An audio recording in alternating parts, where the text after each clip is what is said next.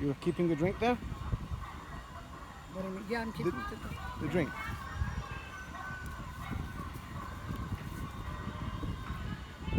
Start. Good morning to Coffee with Miryam. Welcome to Eretz Israel. We are today in Rehovot.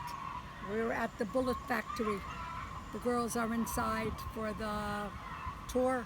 This morning we went to the Blind Museum and to the Deaf Museum so the girls could see what it's like to live a different way. I'd love them to see, while we're still here, what it's like to live Mashiachdik. This is the 9 days. And I would love to still be here at any minute now when Mashiach comes, because he's coming. And wouldn't it be nice if we were all there when it happens? Because it's going to happen. So may it happen immediately now while we're still here. In the meantime, we have to face the reality. And the reality is that it's the 9 days. And many things happen during this time. We are fortunate we're going to be in the old city of Yerushalayim for the whole time, waiting for Mashiach, so we could cheer and we could welcome all of you, and we'll have water for you and ice.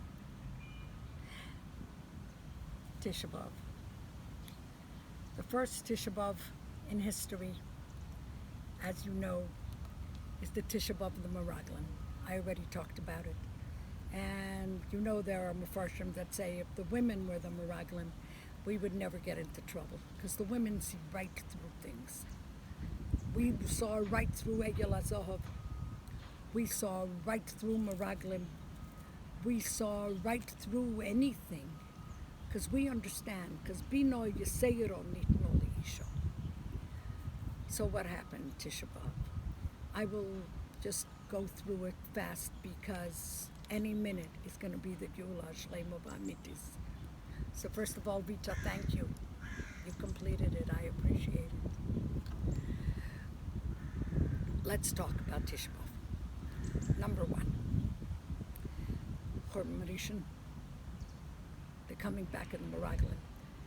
Then Tivkul Adeiris, I don't want to go into that again. Churban Rishon, Churban Bayesheni, though they didn't both happen exactly the same way, but the Chachomim, the Tanoim, when they made the five Taniyas, the 5 fast days of the Churban, they did it together so that we shouldn't have to fast twice. Churban Sheni, then we're going to go to another time. Not much after that. In, I would say, 65 years after Churban Bayesheni. 65 years after Churban Bayesheni, there was a man whose name was Shimon Bar Kochva, that Rabbi Akiva believed he was Mashiach. And he really, really, really was terrific at the beginning.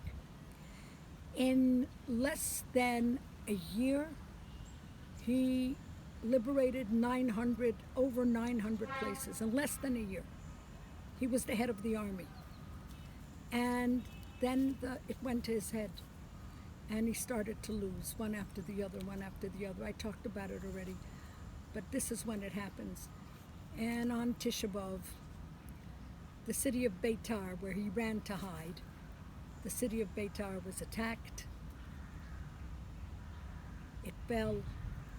And the Gemara speaks in superlatives that millions died there, and that the water that flowed down, the blood that flew down from Beitar to the big ocean, which is very far away, not the Red Sea or the Dead Sea, but the big ocean, Yam HaTichon, it made the ocean red, and it took with it big boulders.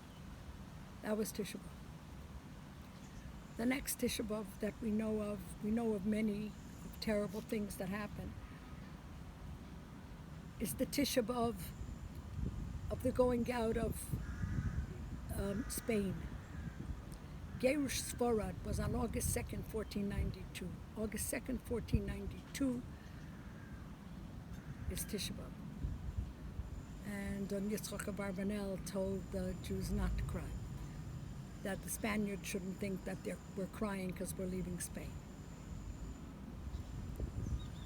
The story of World War I, Tisha B'Av. Began Tisha B'Av. The story of the Talmidus, I don't know if that story is true, I don't know if the letter is true, but if it is, the Talmidus of Sarashanir in the city of Krakow, the holy city of Krakow, who committed suicide so that the German soldiers should not come in and desecrate them. They took poison. And if that story is true, that story is told that it happened on Tisha B'Av. But our Rebbe says different. Says that this is a time that we need to build and not destroy. This is a time that we have to remember the good things about Am Yisrael. Because there was another terrible thing. The day before Tisha B'Av, they gave away Gush Katif. It was the day before Tisha B'Av, or the day after, it didn't matter. They were going to do it on Tisha B'Av. Noch dos darf man haben. And the Rebbe says, though, that this is a time that we need to rebuild. We need to build the Beis HaMikdash. We need to speak about building. We need to speak about good things, not about bad things. So everything I said till now, forget about. Let's start baking. Let's start doing good things. Let's have simchas. And let's think that any minute, any second, Mashiach is coming. And in Eretz Yisrael, there is I don't know, maybe it's everywhere, there's a minhag that in the afternoon you wash the floor because Mashiach is coming, so the house has to be clean. Let's do that. Let's clean up. Let's really, really, really believe that at any second now, Mashiach is coming. And I'm going to be standing there with all our girls to welcome all of you because Mashiach is coming. The next episode you will hear will be the last one for me for Coffee with Miryam. And I hope I'll be able to do it either Chof of in Almata by the Bleivik's Kever or just before I go to Almata. And that's it for Coffee with Miryam. Seid gesund, bevirchas Mashiach immediately now.